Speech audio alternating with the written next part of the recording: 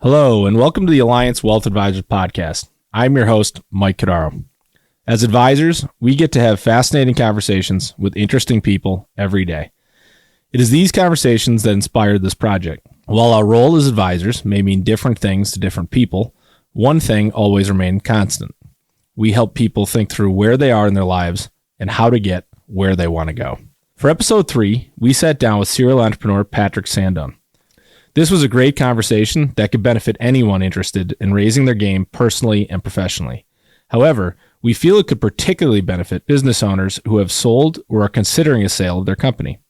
As wealth advisors, we often see people focus entirely on the financial details and complexities of a transaction, while ignoring much of the emotional and psychological elements that can have an equally important impact. Patrick was such a fantastic guest and incredibly candid as we discussed how he struggled personally with burnout, stress, and a loss of meaning and identity following the sale of his company.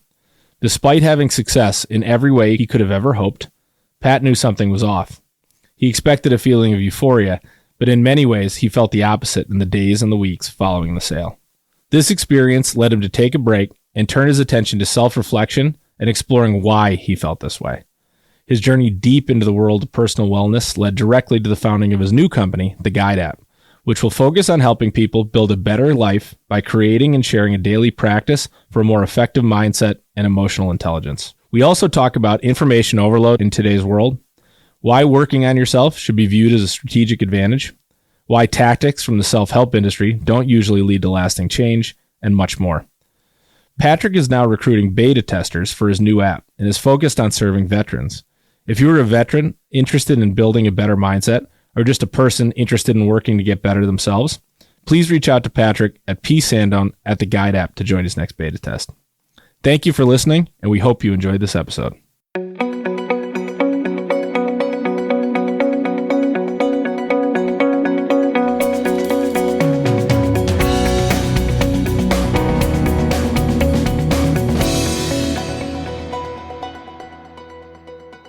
So Patrick Sandone, welcome to the Alliance Wealth Advisors podcast. Really appreciate you being here. Great to be here.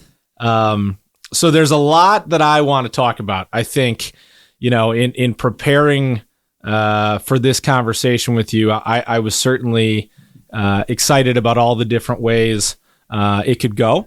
But I think, for listeners who maybe don't know your background, I'd love to hear it sort of through your own lens versus the traditional sort of let's walk through the resume. How do you tell your story? Because I think, as we'll learn as the conversation goes on, your story is certainly intertwined with, the businesses that you've owned and have operated so far in your career. Yeah, absolutely. So, it all started in our hometown of Dunmore, Pennsylvania. That's right. Go Bucks. Yeah, grew up in Dunmore. And for people that don't know Dunmore, it's a small community right outside of Scranton, Pennsylvania, the home of Joe Biden. And went to Dunmore High School, graduated in 1991. And at that time, thought I wanted to be a doctor and applied to the University of Pennsylvania, did not get in. That was my top choice. Ended up going to Bucknell. I was a pretty wild young man and and ended up actually getting kicked out of school. So I was throwing parties in my dorm room and I got caught a couple times violating the alcohol code. And they put me and some of my friends on double secret probation. Basically, if we got in trouble one more time, we were going to get kicked out. So we all got really careful. And one night, my RA came by the room and there was an empty case of beer bottles, but she claimed that they were full and said that was my last violation. And strike three. They kicked me out. In the meantime, I was just frustrated. I'm like, I'm just going to apply to other schools. So I applied to Penn again, but also pursued in school court trying to get back in. I did. They were right. I was doing things that I shouldn't have, but that night I wasn't. And, and so I was able to prove that in court. They let me back in and I did end up transferring to Penn. Interestingly, I transferred into Penn at the same time Elon Musk did. Wow. So we had a small transfer class. It was probably a couple hundred kids. And Elon Musk was one of the kids. Did you know him? Or? A little bit. I mean, it was such a small group of people, but that you kind of knew everybody a little bit. I don't know him super well, but and while I was at Penn, started to realize I don't think I really want to be a doctor. And of course, the Wharton School of Business is there. I started taking classes there, exploring what was available for along that route, and decided to go work on Wall Street. So I got. Actually, a lot of the Wharton kids were pissed at me because I took one of the top jobs at DLJ, which was an investment bank at the time. And I didn't have a full Wharton degree. I was a biology major, but went there, didn't know a lot about finance and things like that. What was the, and I think there'll be a few of these, right? I like to use the term inflection points when I'm speaking to guests. So maybe just a little bit more in terms of that shift from I'm going to be a doctor to Wall Street and a firm like that. That's a heck of a pivot pretty early in the game for a 22-year-old kid. Can you talk a little bit about how you made that decision? Yeah. So, I explored what did I really want to do? And a big thing for me was always owning my own business. I think part of, I like the control of having my own business and the upside and the excitement and the risk. And in medicine, it was changing so much that having your own practice or starting your own business in medicine was seeming less and less likely as insurance companies were becoming more dominant. Sure. And actually what I did is I interviewed 10 doctors here locally and I asked them 2 questions. Would you do it again? And do you like it? And I think 9 out of 10 said no and no. Wow. Yeah. And there were some of at the time, like the more prominent surgeons and physicians in the area, and they're all just really dissatisfied. I'm like, why am I doing this? That'll make an easier decision than 9 out of 10. Yeah. So, and it's a noble profession. It's a great profession. And I just wasn't for me, right? It didn't, especially the time commitment, because it's not just medical school. There's a lot that goes in afterwards.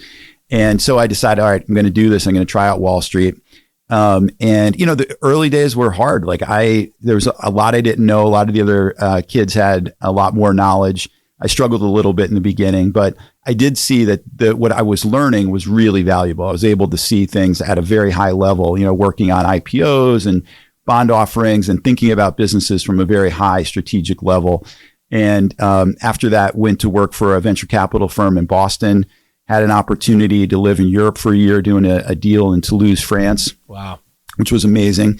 Met a woman in France who was actually a Swedish model. And she was cool. He came out of the gates hot for Penn, huh?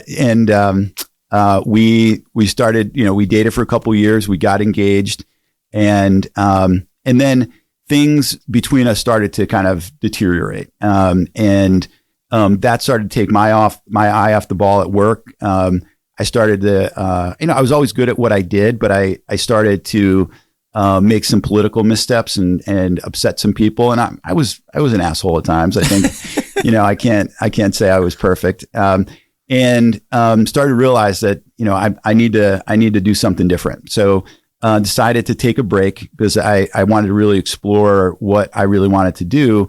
And got an MBA at Columbia, had a great time, made a lot of friends, played rugby there, and just said, all right, I've got to if I want to do my own thing, I've got to go do it. And a safe route at that time seemed like go take over my family's business. So I had a conversation with my dad and my uncle, moved back to the Scranton area.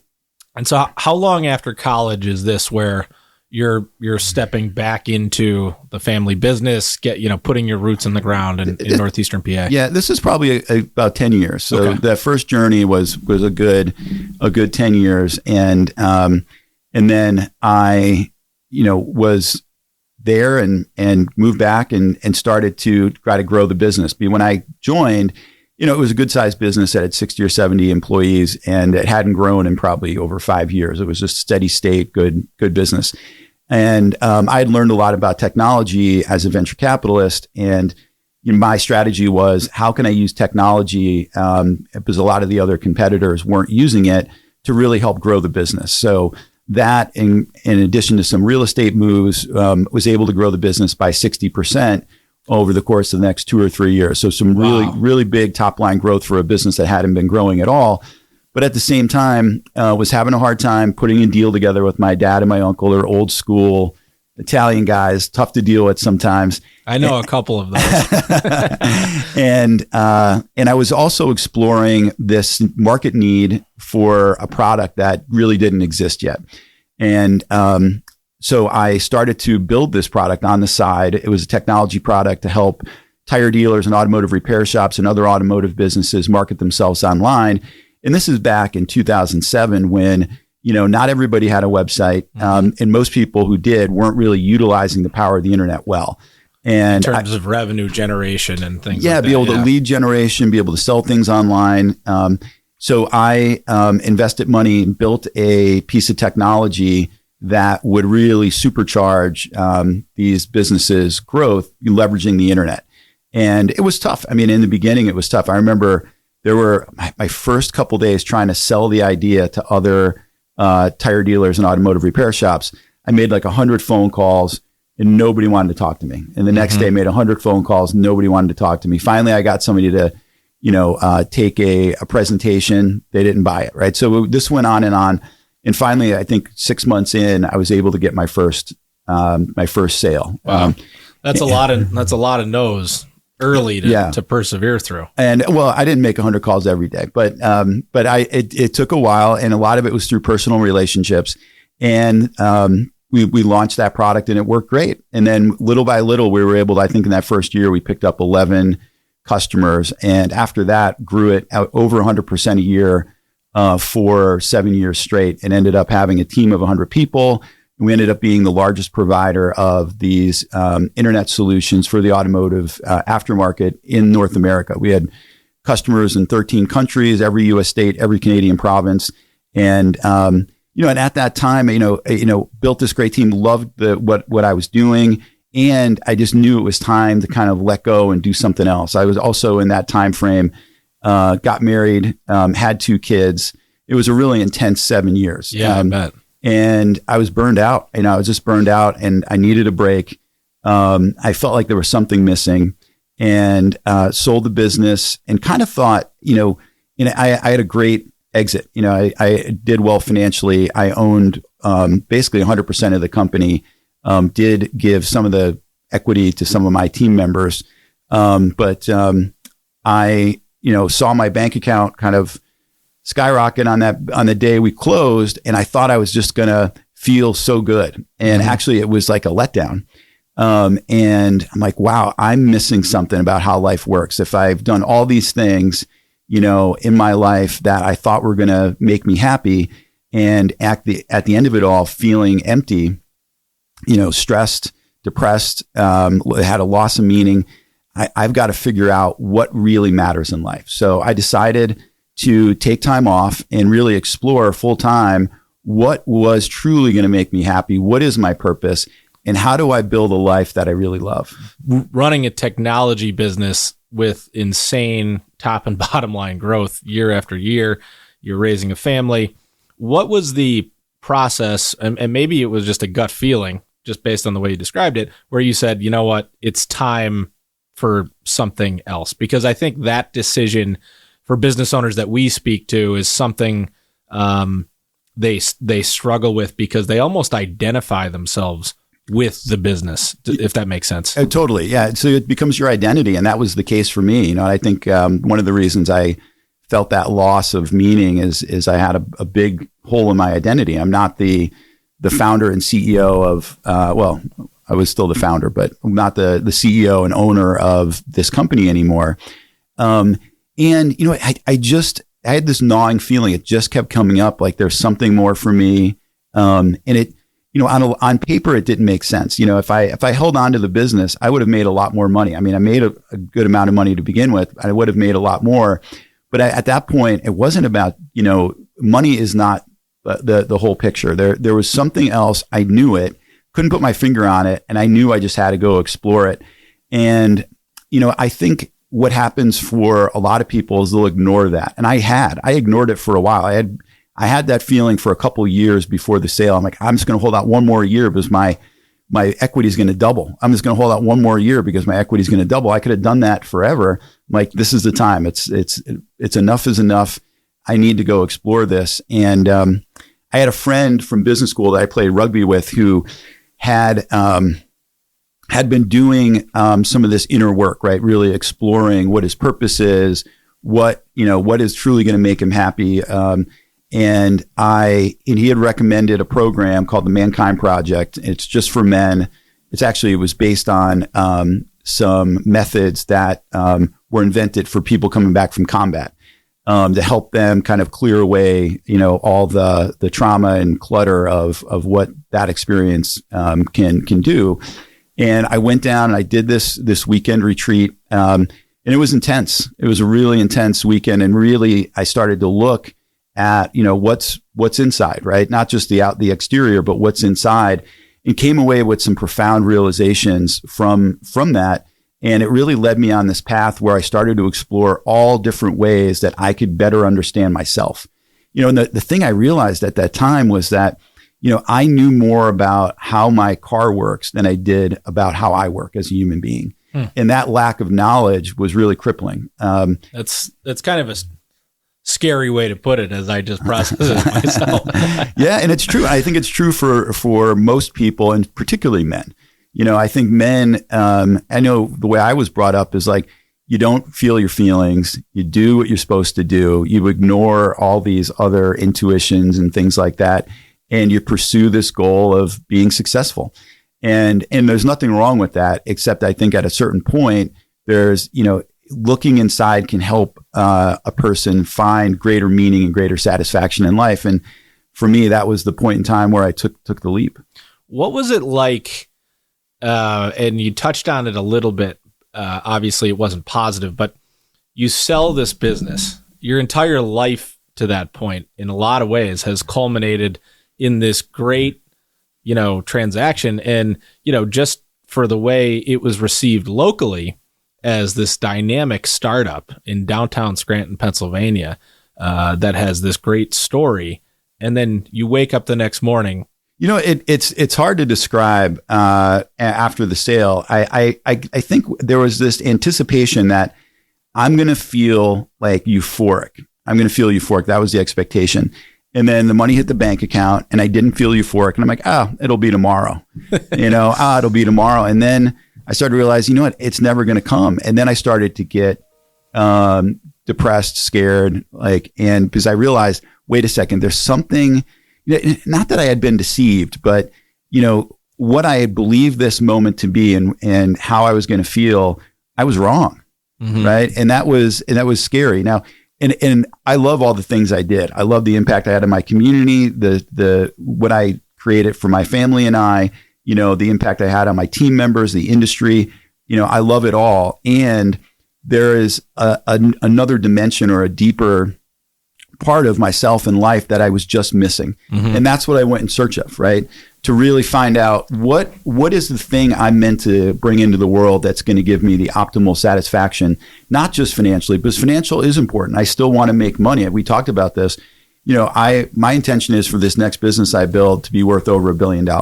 So it's not that I don't care about money, but it's not the whole picture. Yeah. Right. So really figuring out what is the whole picture and creating all of it. I think, at the time I had thought about life in an either or sense, right? I can either be successful or happy. I can either, have this awesome business or be a great, family man. You're just inventing binary decisions that don't necessarily need to be binary decisions. Exactly. Right. So now the way I look at things is, I want it all and I can have it all. It's just, it takes a little more creativity, but it's totally possible. So, on that note, the sale happens, you wake up and essentially something's off here. And the focus goes from external, sort of variables and drives that you have to internal. Is that a fair way to put that, or would you say it differently? Well, what it triggered was this time of great introspection in my life, right? So really starting to figure out how I work as a human being, what led me to that point, the good and the bad and the ugly. And then what is my purpose and what do I want to do next that's going to allow me to create everything that I want in life. And that took, that was a weird journey, right? That was a weird journey. There was a lot of things that I explored that I don't think previously I would have thought about. So I worked with a shaman, who's, somebody who is kind of practices these, what I would call like native spiritual techniques to help me, really understand what I want to get out of life and understand myself more. I did a vision quest for 2 weeks. So you dove into the deep end with both feet. I did. I did a vision quest and where it was 2 weeks. It was in Utah. The core of it was basically 4 days, no food, just water on a mountaintop by myself, meditating and doing these other practices to really, help me clear the clutter out of my mind to get a better sense of, what is my greatest destiny and purpose, and also clean up the past, right? So there's, the way I'm looking at life now is there's two things we need to do to really maximize our potential and be our best. And I think that's what, all people want is we really want to be the best version of ourselves and contribute to ourselves and others in the greatest way possible. And there's really, three things that have to happen. One is we've got to resolve our past. So, and in that is, I can't say everybody, but I would imagine most people, and it was definitely true for me, there are things that may have happened in the past, or relationships that that aren't quite the way we want, that we need to go to work on, right? Clear out the anger, right? That's there. We need to clear out the fear that may prevent us from taking the risks that we need to really be our best. We need to clear out some of the sadness. And I think for men in particular, addressing sadness and feeling it can be difficult. But on the other side of all that is a freedom, right? So once all those things are worked through your system, there's a real freedom, and it takes some work to do that. The other thing is understanding your purpose. So what is the single highest reason, a person exists on earth? And my thought is that over 99% of people aren't pursuing their most purposeful action. And in some ways it's like if you think about real estate, people want to know with real estate, what's the highest and best use of that piece of real estate, right? And that's what they want to do with it, because that maximizes the potential and profit.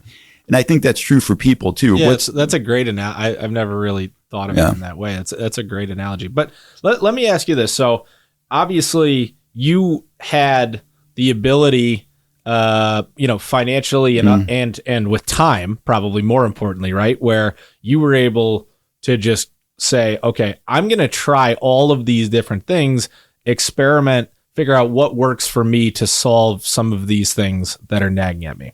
But what do you tell the business owner who's thinking about a sale, maybe doesn't have those means, doesn't have the time, and probably, maybe not probably, but there's a good chance they have a healthy skepticism when it comes to personal growth, quote unquote, as an industry, right? What are the practical things, just to say, how can I become more self-aware of what I'm feeling to make a better decision to just get started for a business owner, or maybe even somebody thinking about starting a business?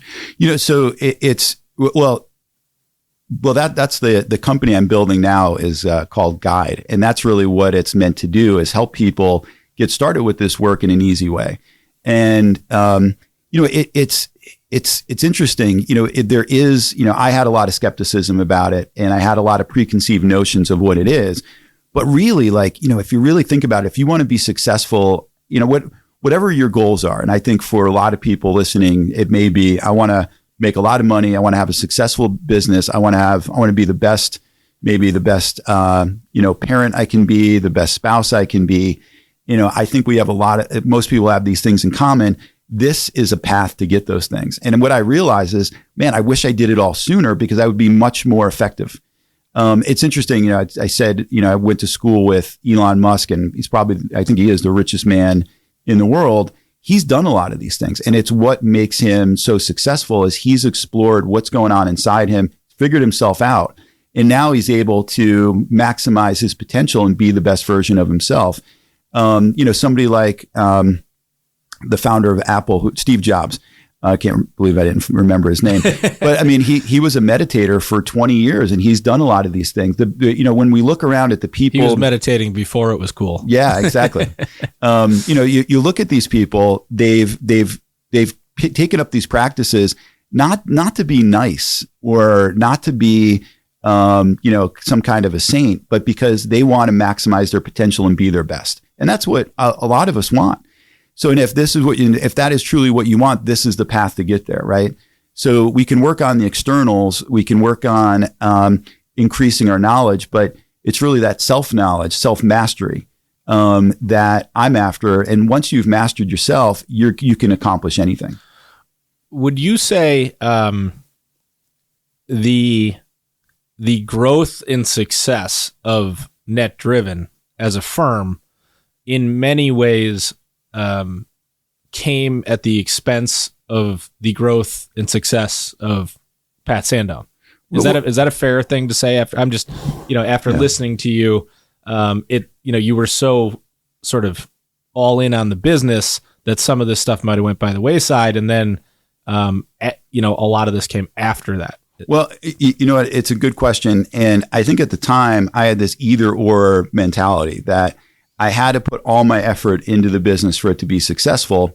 And I had a lot of limiting beliefs about how a business needed to be run, which, it did allow me to be successful. But looking back, I could have done things a lot differently and probably been a more successful and not, depleted myself in the process. Because I did. I expended and burned myself out physically, emotionally, mentally, and spiritually. I was just totally depleted.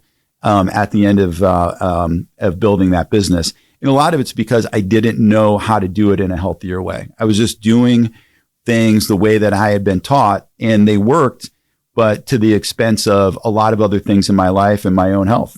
Mm-hmm.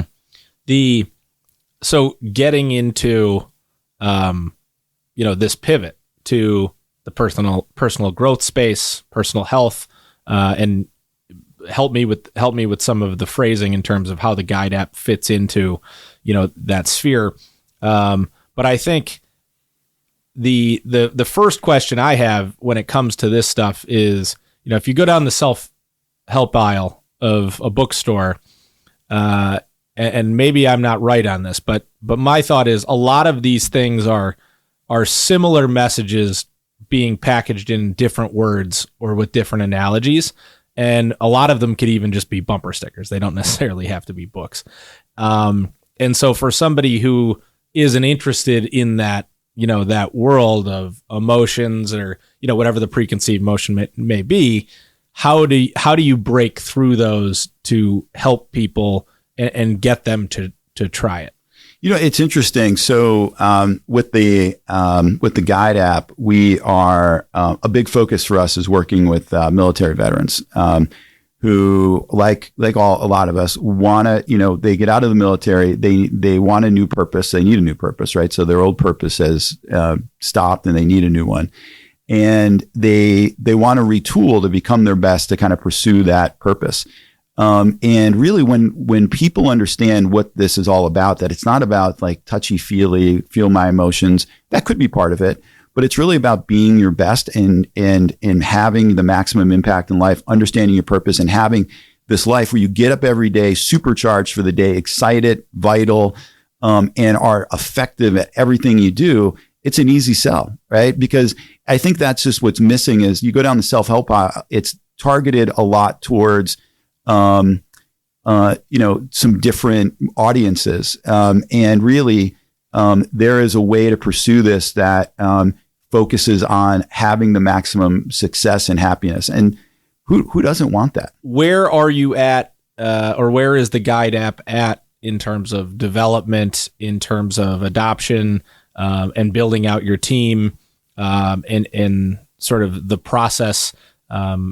how are you spending your time right now to grow this new adventure and this new project? Yeah. So let me just tell one quick story, because this gets into what we're doing at Guide. So when I was doing all this different work, and I worked with executive coaches, career coaches, I did a Tony Robbins web seminar, I did all this, life coaches, the whole gamut. And what kept happening for me is that I would do these things and they were infrequent. So it'd be like, you go to a weekend, you go for a week, you meet with somebody once a month. Is in between whatever I was doing, I was getting new ideas, but putting it into practice was really hard. So I just came up with a really simple way using WhatsApp to connect people that were on a similar journey, so that we could support each other every day. Check in with, what are we committed to? What did I learn the previous day? What am I going to do different today? And what are my intentions? And then allow everyone to support each other in that process.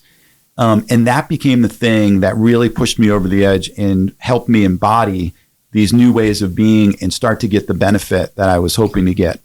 So it was that process that kind of, brought my light bulb on. And then second, I was at Tony Robbins, a seminar in Florida, and it was great. I mean, it's like going to a rock concert for 7 days. I mean, he puts on a great show, and he's a really interesting guy. But what he talked about is like, look, if you want to transform your life and be your best, you've got to have three things. You've got to come to a seminar like this just to kind of like start to understand these concepts. You've got to have a coach, and you need to have a daily practice. And he's like, I can help you with the seminar. You're here. We have coaches you can hire, but you're going to have to figure out the daily practice on your own. And after my previous experience and with those words, I'm like, that's what I need to do. I need to help. There's the gap. There's the gap. And that's what I need to do. And I founded Guide to bring this concept of a daily practice for, with the intention of living a life that you love, learning the skills to live a life you love, to a broader audience. Because the other thing that's missing for a lot of people, and you talked about it before, is like, who the hell, I was very fortunate. I could take years to really explore this, but really most people, they might have 15 minutes a day for this, right? So how could we fit this in for 15 minutes a day for people? That's all they have to offer. And that's really the promise with Guide is, we'll help you live a life you love in 15 minutes a day. So you don't need to get out of your, routine. You don't need to go somewhere for a week.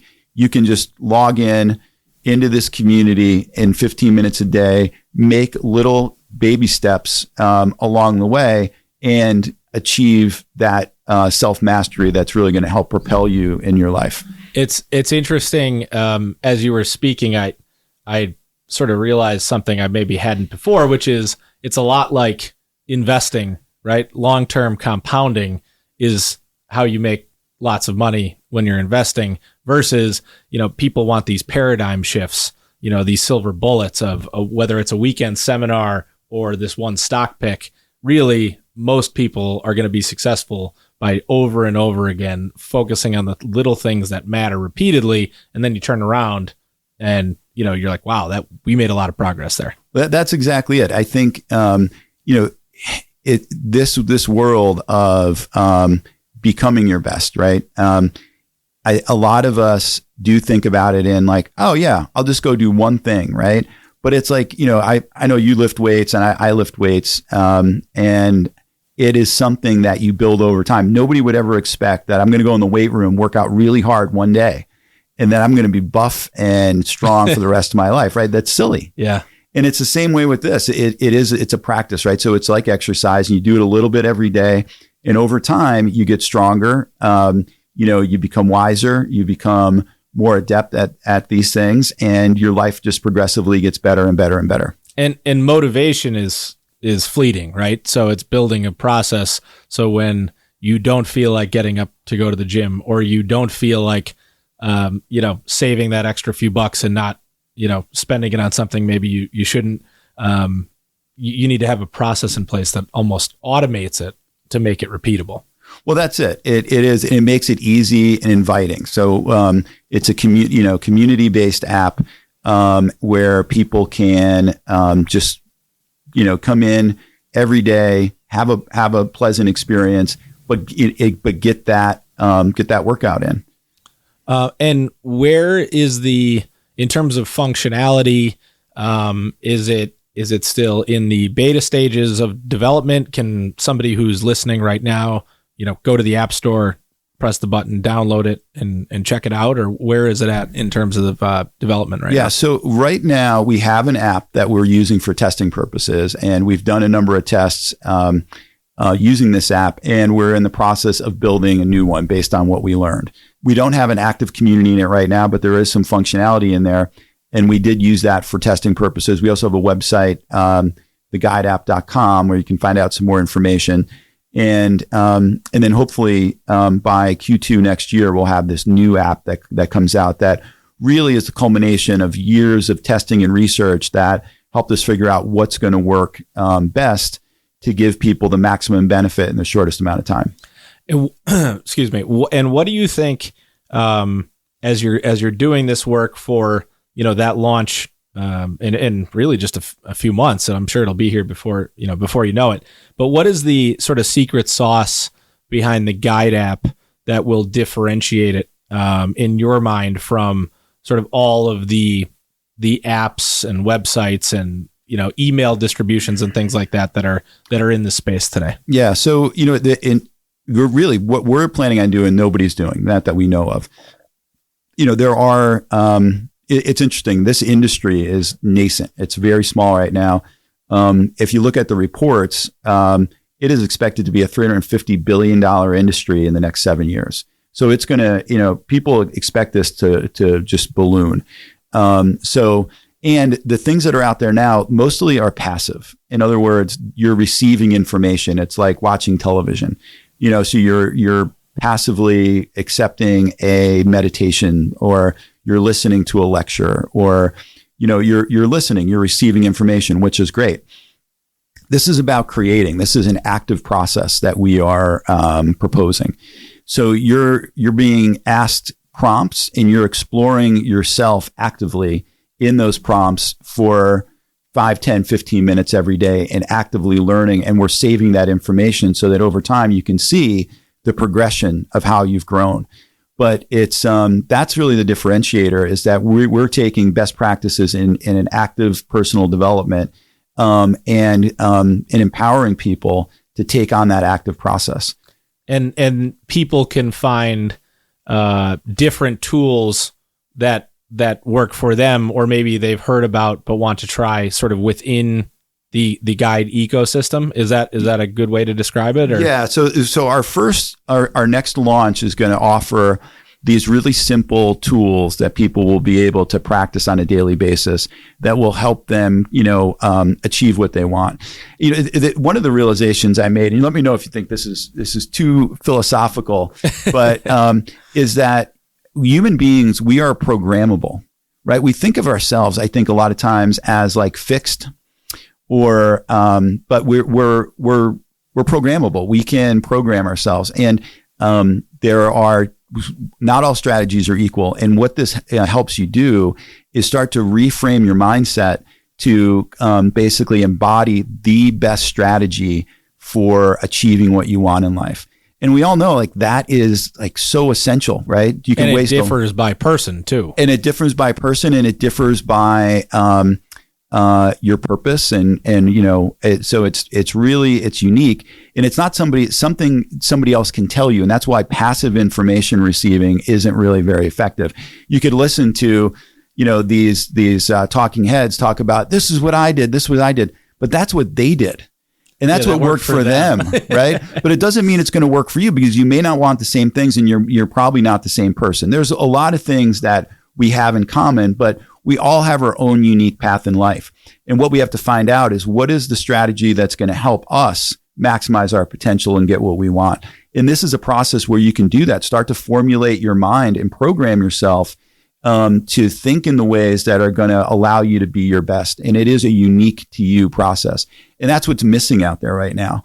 is, I did this a lot. I'd be like, oh, I read this book. All right, I'm going to do what this guy did. Oh, it didn't work. No wonder. It's what worked for him. Yeah. And then and then people get worn out or they get discouraged because, you try this and then you try that thinking, well, oh, that didn't work for me. There must be something wrong with me versus, no, you're just a different person with different goals and different situation than the person who wrote that book or who's we say it all the time. We laugh about, you go on CNBC and they're recommending to sell a stock. And it's like, well, what's that person's situation and what are they trying to accomplish and when did they buy it and how much did they pay? And there's a lot that goes in versus all it says on the screen is sell. Yeah. Well, and that's it, right? So a lot of people may have different agendas, right? So yeah, I found that what worked for me is understanding the concepts and then coming up with my own strategy for what's going to be best for me, and that's what we want to help people do. Right? Is really understand for them their own unique style and develop that. Well, and I think for my generation compared to really any other, but just to use my grandparents as an example, we have so much information that we're almost drowning in it because most of it isn't necessarily useful. Well, that's right. I think we often consume too much information. A lot of it's conflicting, and a lot of it is really pointless too. It's just it's not relevant. Where and again, that is the problem with passive information gathering. If you don't have a good system to sort it out internally and be able to decide what's valuable and what isn't, you could just get lost, right? It's interesting. One of the techniques that we will teach in the app is visualization. And it is so important in terms of how we create our lives. And I'll give you an example. They did a study where they had pole vault. No, it was high jumpers. And they had a group of high jumpers practice high jumping for real for 3 months. And they had another group that just did it in their minds.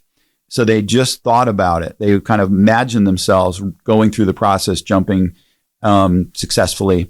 And then they brought them all back together and they all did the high jump. And what group do you think actually performed better? Well, I know what I'm walking into based on the expression on your face, but I would assume the ones who practiced physically. Right. And what they found is they both increased in performance in the exact same amount. Wow. So so I know for myself, having been somebody who worried, so you imagine what does worrying then do for you, right? Worrying is thinking about the worst case scenario, right? You're basically priming your mind, right, to have the things you don't want to have happen, right? As opposed to dreaming and imagining all the great things that you will accomplish, which will then prime your mind to go out and get those things. So just a simple shift from understanding what you want and then practicing imagining it will completely change your life. And it's not that, that sounds like, oh, that's out there or whatever on its face, maybe if you're reading it for the first time. But when you listen to Tiger Woods or a Michael Jordan or, pick your athlete because it's a simple analogy. All they do is visualize. Yeah. That's all they're doing. Well, it's not out there. I mean, there's science behind it. These aren't made up things. They've done studies. It's scientifically proven that, the art of visualization has the same impact as the art of doing. Mm-hmm. And it's just the way our mind works is it doesn't, there's a part of our brain that can't distinguish between reality and our imagination.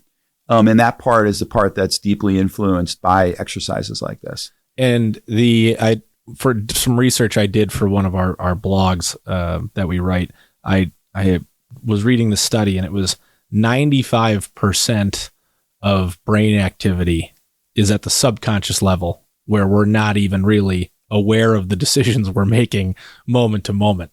But we spend our time all on the 5%. Well, and one of the things that this type of work can do is, increase your awareness of what's going on in the subconscious and reprogram it in ways that are going to align with what you want. So that's there's this old saying, and this is just a small example, but holding on to anger and hate for an enemy is like drinking poison yourself and wanting to harm someone else, right? So, and that is the case when we think about, how angry we are with somebody, or having hatred over a situation and how things went. We're basically priming our mind, right, to be discontented, to be unhappy, versus a more productive way of like, hey, that's the way it went, and this is what I'm going to do differently next time. I've resolved this. I've learned something, and then move on, with life, and again, visualize what you really want to have happen. And I don't want to go into this too much because it's not the whole app, but it's just an example of one thing that if you could learn this one technique and put it into practice, it would completely change your life. Yeah, absolutely. Yeah. So one last question I have for you that I've asked each guest so far. The question was, what advice would you give to your 22-year-old self as you look back at him today? So it really, I would say the process I started when I was 42, start that process at 22. That would have made all the difference in the world. And I don't have any regrets. I mean, everything I did led up to this moment, and I'm really happy with where I'm at. And if that 22-year-old had done the work I did when I was 42, honestly, I would probably be 100 times more successful than I already am. That's great. Patrick, thank you so much for taking the time today. This was a great conversation. Look forward to having more in the future. Good luck with the Guide app, and we'll talk again soon. Sounds good. Thanks, Mike. The information on this podcast was created by Alliance Wealth Advisors and published for informational purposes only. The guest on this episode was not a client at the time of this interview and did not receive any compensation. For more information, please visit alliancewealthadvisors.com.